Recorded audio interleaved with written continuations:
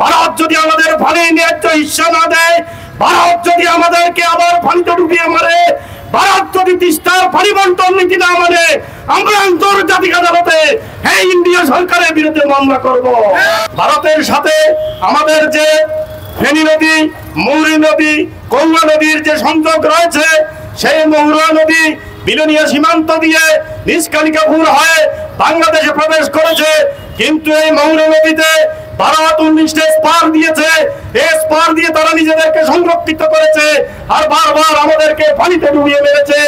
আমরা আমাদের ফসল হারিয়েছি, আমরা আমাদের মাছ হারিয়েছি, আমরা আমাদের মুরগির খামার হারিয়েছি, আমরা গবাদি পশু হারিয়েছি, আমাদের কোলের সন্তানকে হারিয়েছি, আমাদের বৃদ্ধ মা বাবাকে হারিয়েছি।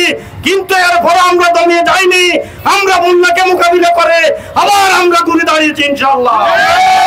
আগামী তো ভারত যদি আমাদেরকে ফানি সন্ত্রাস চালিয়ে যায়, ভারত যদি আমাদের ফানি ন্যায্য হিস্সা না দেয়, ভারত যদি আমাদেরকে আবার ফানিতে ডুবিয়ে মারে, ভারত যদি তিস্তার ফানি বন্টন নীতি না মানে, আমরা আন্তর্জাতিক আদালতে এই ইন্ডিয়া সরকারের বিরুদ্ধে মামলা করব।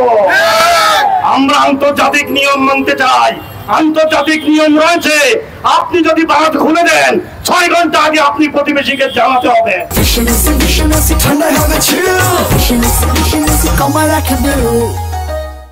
আপনি আন্তর্জাতিক নিয়ম মানেন নাই, মোদী সরকারের এই আচরণের আমরা তীব্র নিন্দা জানাই। এরপরে বন্যায় আমার পশুরাম ক্ষতিগ্রস্ত হয়েছে, ফুলগাজী ক্ষতিগ্রস্ত হয়েছে, সালামবাইয়া ক্ষতিগ্রস্ত হয়েছে, সোনাগাজী ক্ষতিগ্রস্ত হয়েছে, কামানবাইয়া ক্ষতিগ্রস্ত হয়েছে। আমরা কিন্তু সরকারের পক্ষ থেকে এখনো আশানুরূপ কোনো সাহায্য দেখি নাই। যতটুকু এসেছে বিভিন্ন এনজিও সংস্থা, স্বেচ্ছাসেবী সংস্থা, সামাজিক সংগঠন তার স্বেচ্ছায় এগিয়ে এসেছেন, যার কারণে আমরা কোন রকম এই আপদকালীন সময় আমরা মোকাবিলা করেছি। কিন্তু এবি পার্টি ফেনী জেলা স্পষ্ট দাবি করছে আগামীতে যেন ফেনীবাসী আর বন্যার সম্মুখীন না হয়। আমাদের জন্য আমরা ভিক্ষার পুতলা চাই না, আমরা তানের পুতলা চাই না, আমরা চাই টেকসইবাদ, আমরা চাই ভারতের আগ্রাসনের বিরুদ্ধে বাংলাদেশ চোখ উঁচু করে কথা বলবে। আমরা কোন নতজন পররাষ্ট্রনীতি চাই না, আমরা ভারতের তুষামত নীতি চাই না, আমরা চাই ভারতের বিরুদ্ধে শক্তিশালী পররাষ্ট্রনীতি। প্রিয় ফেনীবাসী, আমার মুসাফর ক্রুজার ভেঙে গেছে, কাজীরহাট সুইচ গেট ভেঙে গেছে, সোনাগাজী সুইচ গেট ভেঙে গেছে।